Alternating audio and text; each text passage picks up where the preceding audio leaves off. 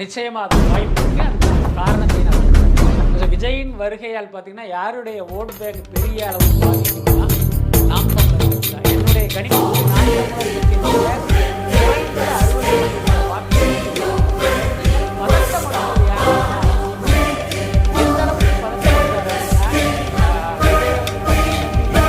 விஜய் வந்து விஜய் கூட்டணி கலந்து போட்டாரு.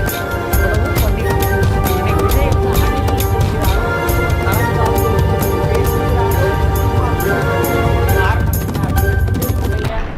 வருகையால் என்ன சொல்ல போனால் 2026 தேர்தலுக்கு பிறகு தமிழக அரசியல் களத்தில் சீமான் வந்து அனாதையாக போகிறார்.